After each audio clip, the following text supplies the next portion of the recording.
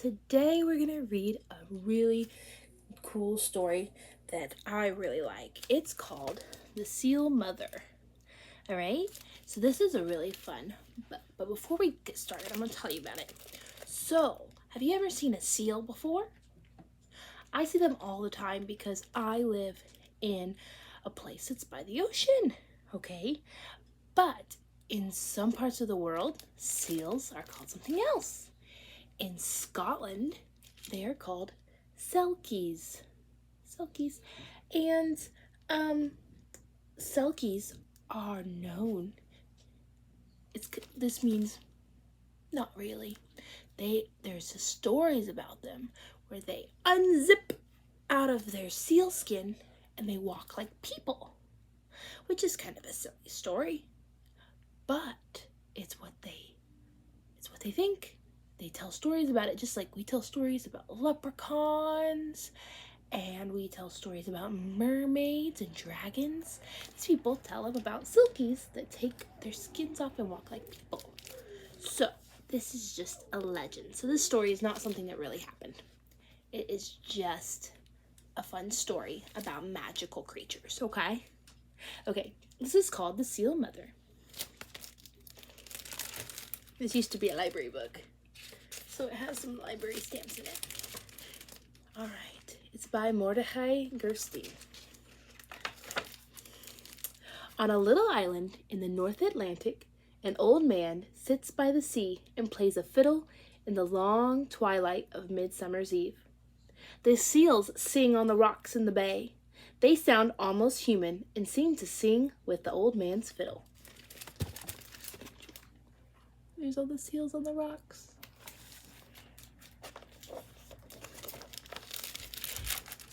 If you should happen to be there and hear this strange, wild music, walk up to the old man and wish him good evening. Then politely ask why he's fiddling there and if the seals are really singing with him. He'll look at you a moment, and you'll notice his eyes are large, dark, and deep, and he'll light his pipe, and if he decides he likes you, he'll say, "Sit down, it's a long story." Accept his invitation and sit beside him, and this is what he'll tell you. It was a moonlit midsummer's eve like this one, about 100 years ago, that a fisherman out on the waters saw a wondrous thing.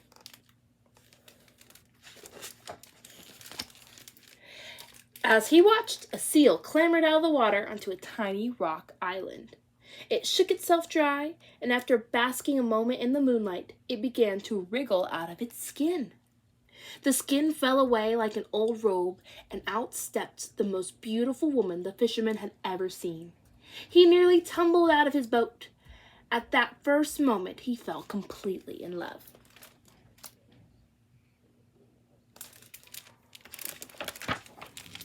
The seal woman didn't see him.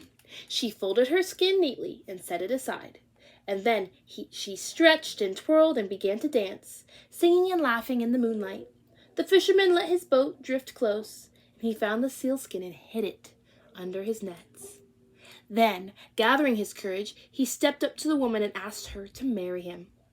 She appeared startled, and then she said, "You seem a sincere and handsome man, but I am a seal. My home and people are in the sea, and I prefer to stay here. Thank you."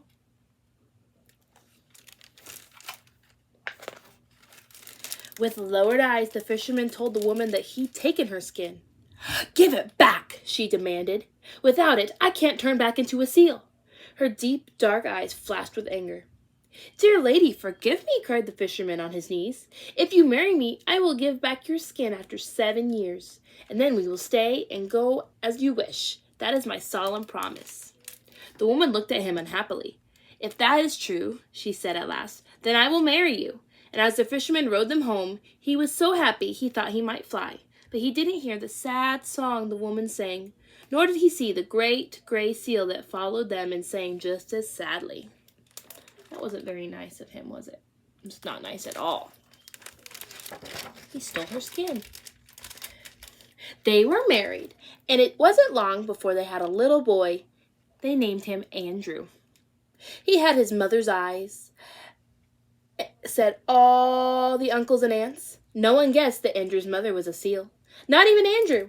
His father had hidden the sealskin carefully in a little cave on the far side of their island. And as soon as Andrew was big enough, he went out fishing with his father. The boy loved the sea, and they always had fun together and brought home lots of fish.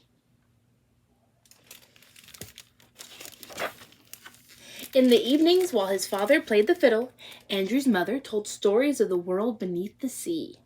For everything on land, she said, there is a similar thing in the sea. There are birds and cows of the sea. There are mountains and trees and cities of the sea. Are there people? The boy asked. Yes, answered his mother.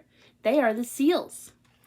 They are the animals most like humans, and there is a kind of seal called a silkie. On Midsummer's Eve, the longest night of the year, the silkies take human form to dance and sing. They love music. How do you know all this? Andrew asked her. Never mind, cried Andrew's father, putting down his fiddle. It's late, and there are fish to catch in the morning.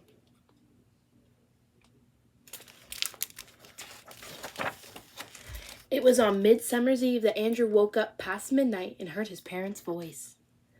It's 7 years have passed, said his mother. You must give me my sealskin. Will you stay or will you leave us? Asked his father. I must have my sealskin first, as you promised, replied his mother. When I have it, I will tell you. Then I can't give it to you, said his father. I won't risk your leaving our son without a mother. It was your solemn promise, Andrew's mother said. But his father didn't answer, and Andrew heard him putting on his boots and slicker. The door slammed, and then there was only the sound of his mother sobbing. Andrew lay in bed wide-eyed and frightened. What did it mean, he wondered. What was the sealskin, and why would his mother ever leave him? And just before dawn, Andrew woke up again and heard a beautiful voice singing. It seemed to call to him, Andrew, Andrew. He slipped out of bed and tiptoed past his mother, who was asleep at the table. The song drew him over the fields to the far side of the island. There, on a rock, beyond the surf, a great gray seal sat singing. Thinking to climb down to the water, Andrew looked over the edge of the cliff, and he saw a small cave.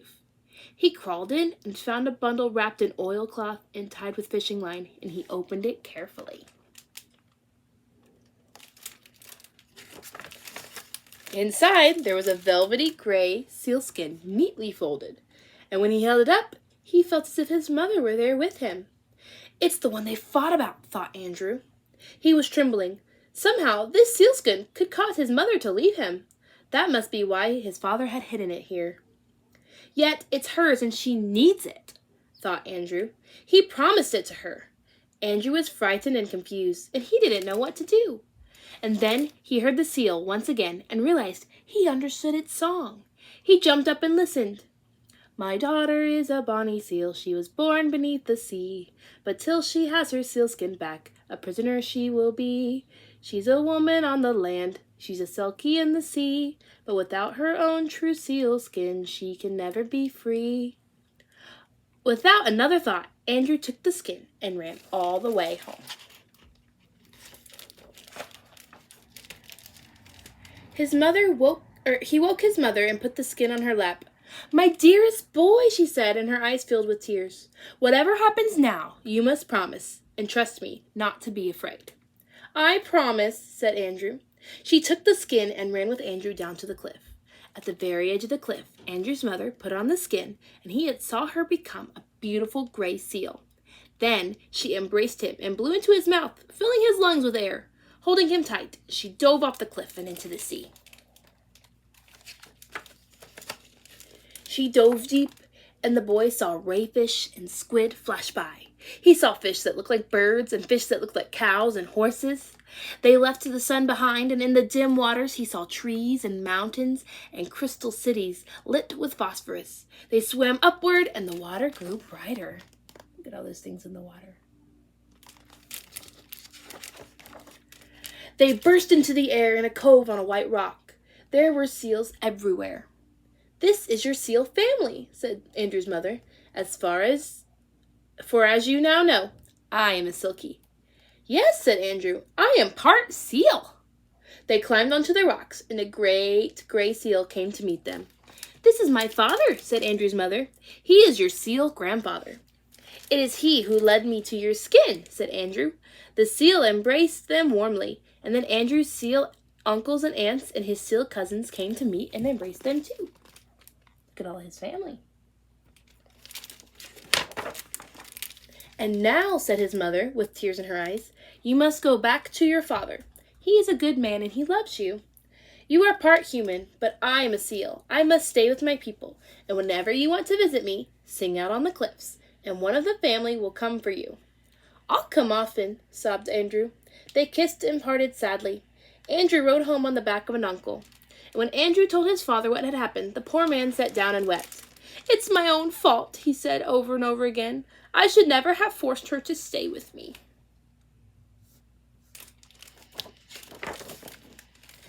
Andrew visited his mother often as he was growing up. He became a fisherman like his father and always caught plenty of fish. The seal saw to that.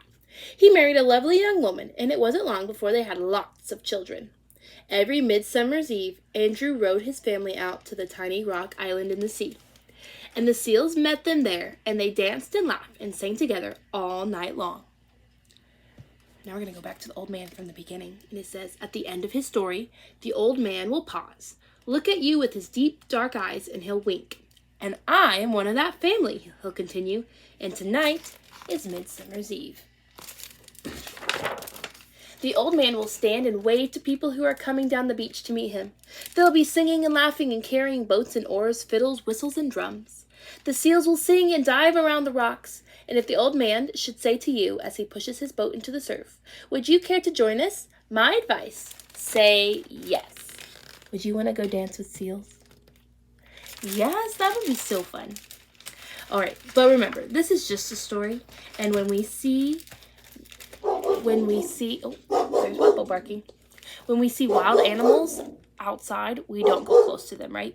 We can wave to animals, but we don't want to try to pet them or touch them because they might hurt us because they don't know that we're nice. They might think that we're trying to be mean to them. So if we see seals in real life, we're not going to go dance with seals, right?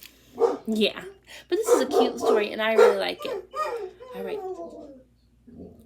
And I like how Andrew's dad feels really bad at the end and says that he's sorry.